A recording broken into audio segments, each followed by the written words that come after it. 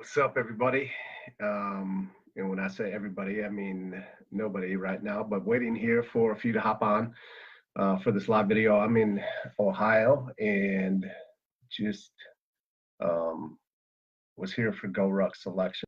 So, for anyone that knows what Goruck selection is, it's an event that is run by the company Goruck. It's a 48 plus hour event. They should be finishing up here shortly. I would say probably within the next hour or two. To be honest, I haven't been following since I've been out. What's up, William? What's up, Alicia? Appreciate you guys being on here. Give me some likes, shares, some likes, hearts would be appreciated. But yeah, I just wanted to come on. Last year I showed up at Goruck Selection, and I guess you could say that the theme coming out of last year selection for myself was one rep. That's how many reps I was short of the standards in the push-ups, and got sent home packing very early inside of that, and some great lessons learned from that. A good amount of embarrassment and just disappointment in myself and my performance. And it's just interesting, right? Because going into that, I took my foot off the gas pedal a little bit inside of my fitness. I'd done Kokoro, Seal Fit Kokoro the year before, and gotten down to about 230 pounds. And Kokoro is a similar style event, although very different. I say very different because Seal Fit Kokoro is all about teamwork and come together as a team. And just from my experience between the two events, as finishing Kokoro and not finishing selection, on the second attempt, that they're two very different events. And I would, from my personal experience, say that Kokoro doesn't have anything on Goruck selection. But it's the way that they're structured, and I don't think they're meant to necessarily be that way as well. So I just wanted to come and share some of my lessons and experiences from last year to this year. Last year, again, it was all about one rep, right? And coming back this year, a little bit of redemption and showing up differently. I dropped 25 pounds. I was about 246 to 249 last year. What's up, Jacob and Frank? And this year I came in at 223. Now, I told myself that I wanted to get down to 210, and I didn't make that happen. What's up, brother? What's up, Phil? And so I was 223, still feeling pretty good. And coming out of this experience, like if I was going to do this again, and I'm not sure that I will or not, I'm thinking about it. Although I told myself no way in hell when I dropped that I would need to be 210. And I could see how it would be advantageous for me to even be less. Like the less, the better as far as body weight goes, just because of what they have you doing, the amount of weight that you're carrying, the stress that you're under, and just the constant. And it's a total individual event. And so it's all about you, yourself. You're not necessarily. How's the best way to describe this? Like, I was never, especially if we go to the standards in the beginning. So you had to do 55 push-ups in 2 minutes. You had to do 65 sit-ups in 2 minutes, and then you had to run a 5-mile run in under 40 minutes, and a 12-mile ruck with your 50 to 55-pound ruck on in 3.5 hours. And that was just basically the buy-in to get into the event. And I would say over half the people didn't make it through the buy-in. Like they didn't, at one point or another, whether it's push-ups, sit-ups, run, or the ruck, half of the 48 or so that came in the beginning did not make it through that portion of the buy-in to get into the real event. And so the point is like the run, you didn't have your watch, so you didn't know what your pace was, and they weren't giving you your time when you came around, and each mile loop, and it's just like, hey, here's the standard. The standard is the standard. We're going to hold everyone to the standard, and nothing less, nothing more. Like, meet the standard, exceed the standard, go as fast as you think you need to go to get it. So it's high stress, high anxiety, and on top of that, like I had no clue how fast you're going other than the experience of that. And so um, I tried to stay just inside of myself and continue to push myself to the best of my abilities, and not measure myself against everyone else around me, right? Or get caught up in trying to chase somebody else, but to stay in my own game, which really did well for me. And so from that experience, showing up last year was all about the one rep, missing the one rep, getting sent home. And so I had a lot of pressure on me to really show up and to meet the standards this year. And I did. And it was challenging. It was really challenging actually. After the run, when I finished Seal Fit Kokoro in 2016, there was one of the guys, 9 of us that finished out of 28 that started, one died. And that experience is one that I wish I never had, and is also one that I try to hold close to me as far as like living my life to honor the guy that died that day, Kirk Deligiannis, and just honor him by living my life full out just like he did, and to not allow that what had happened that day, that experience, to go for naught.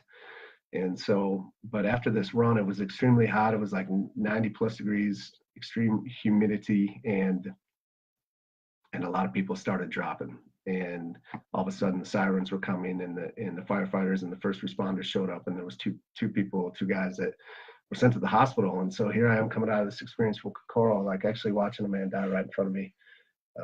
To being here at this event after just the run portion, and 2 guys get sent to the hospital, and I'm really starting to question why I'm doing this. And you know, what your why is extremely important in any kind of an event or any kind of outcome that you're going after, especially in Goruck selection. You better know why you're there.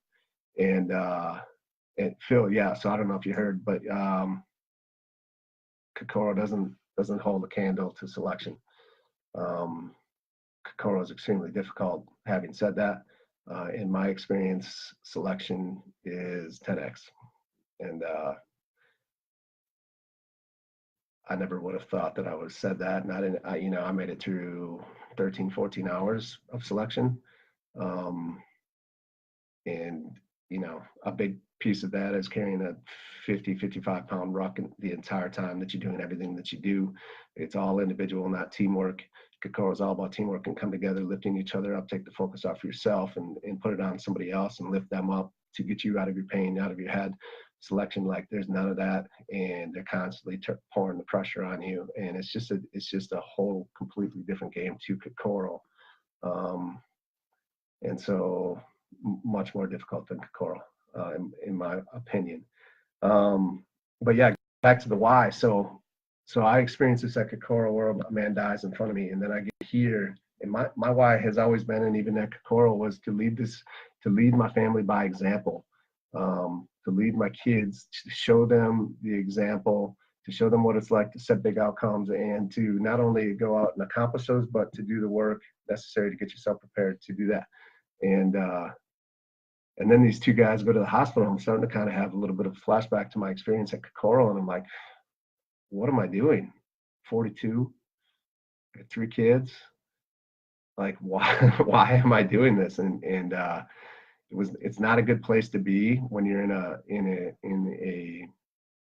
event like Goruck selection, because you have to be locked in and focused, and all of a sudden, there's firefighters and first responders that actually pause the event for 2 hours. Thankfully, the 2 people that went to the hospital were fine. They came back about 2 hours later and said, hey, they're good to go. They're responding, they're talking, they're going to be all right. And the event's back on. And so it was this kind of this roller coaster here, right? I got the experience of Kokoro, and I'm like, yeah, it's one thing to be the example for my kids, and it's another to be like, if I don't make it through this, why, then how am I going to be the example for them? And so that was going through my head, and made it there was question and doubt of why I was there from that point on, which definitely made it extremely difficult. But let's talk about some of the lessons learned. Like last year, I did this similar video, and again, it was right after scene was 1 rep short, and it was it was disappointing for me. And then came back this year, and I did a lot of great things. I made a lot of progress. I dropped, like I said, about 25 pounds. I came in, I hit my push-ups, my sit-ups.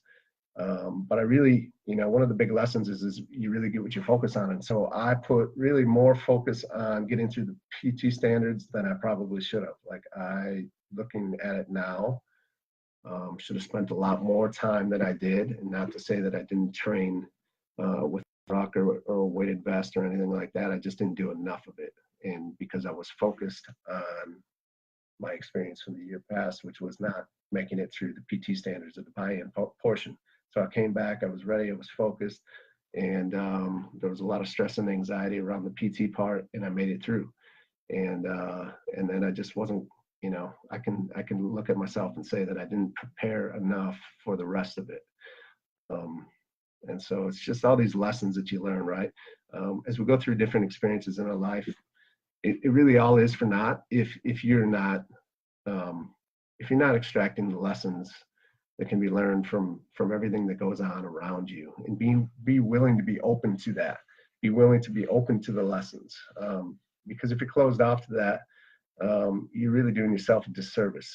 And to get what you want in life, it's important to be open to the lessons that you have at all times. What's up, sister? What's up, Crystal? And so that's a big one for me.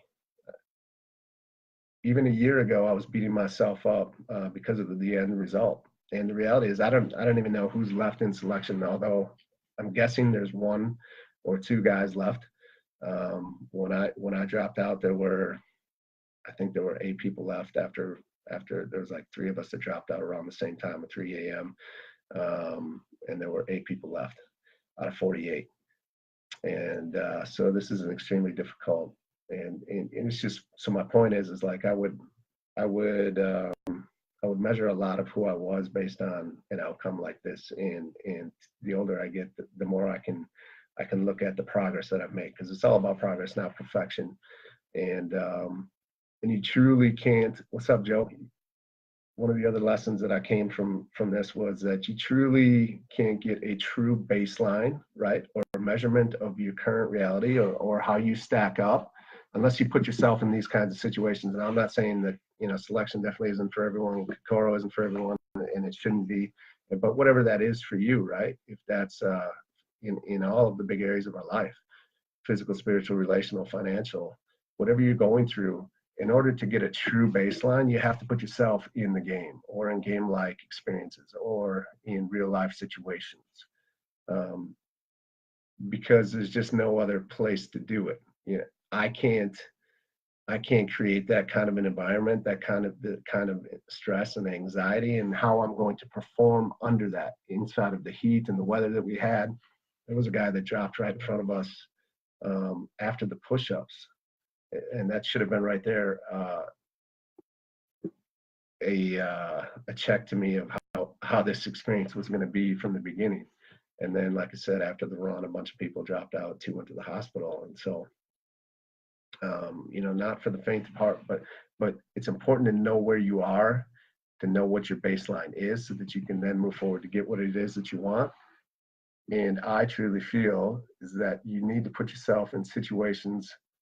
Again, doesn't have to be selection, but whatever it is, put yourself in situations to find out what your true baseline really is. Under pressure, under stress, to find out where you're at, so that you can continue to move forward towards what it is that you want. What's up, brother? Thanks, man. I appreciate it, man. And so yeah, those are just some huge lessons for me. It's motivating to see the progress that I did make.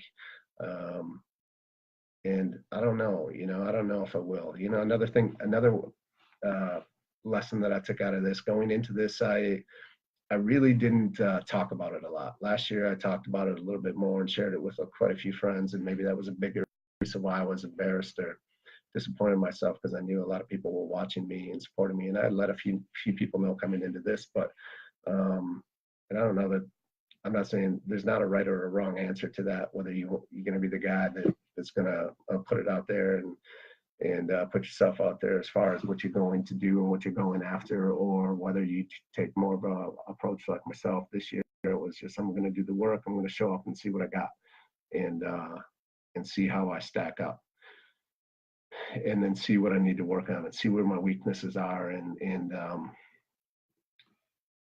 I think that I probably will go back next year, although I'm not 100% committing to that. But I say that because the person that I see myself having to become to do that excites me. Showing up and doing this event again does not excite me. It doesn't at all. It actually kind of scares me and it stresses me out. And it's, it's again, but at the same time, to just get there, to show up on my own without anyone that I know, and to go through that whole process, it's just such a learning process for me. And the entire year leading up to it and doing the work that's required and giving me something to really shoot for and work for does excite me. And who I will become in the process of that, and to go through the pain, right? I talk about with my clients all the time, in order to get what you want, in order to get the prize or the possibility, you have to go through the pain to get it. And the pain is really just the work that's required to grow and to become better. I really think, like in my mind now, I would need to be 195 pounds. I'd need to lose close to 30 pounds. And, maybe I get to 205 and feel really good, and that's good enough. But right now, like 195 and a lot of time under a very heavy ruck for a year is what I would need to do to show up and have a chance to be one of the less than 5% of participants that go through Goruck selection to actually finish it. And so we'll see when it comes to that. But I just wanted to come here and share, and I appreciate each and every one of you coming on and spending some time here to listen. I'm just going to look through my notes here. I wrote a few things down to make sure that I'm covering everything. Like I said, one of the biggest things is, and I talked about it already, but sometimes your why changes. Hey, what's up, Blake? Yeah, it's extremely crazy, man. It is extremely crazy. Thank you, brother. Having that why is important. Like I talk to my clients, you got to write your why down. You can't see it, but I actually took pen to paper and got clear about why I was going into this event. And then to find out, again, because of the experiences of Coral that I talked about and what went down in the first few hours of people going off to the hospital, like my why changed. It was, it shifted from being the example of my kids to what happens if, like, why am I doing this if something goes wrong and I die doing an event that really doesn't matter to anyone else but me? How am I going to be the example to my kids? So when I talk about with my clients, if you're watching this, what's up, Rochelle? And what do you want and why does it really matter? That holy cause is so important, and you have to take the time to get clear on it. You have to go through the steps. Like, I don't tell anyone to do anything that I'm not willing to do myself. I don't ask anybody to do anything that I wouldn't do myself. And so when you go through these processes, you gotta figure out what it is, and then you gotta hold it, protect it, and keep it close, and just remind yourself of it. So what's up? I love you, Alicia. Thank you, sister. Thank you so much. So yeah, I don't know if it'd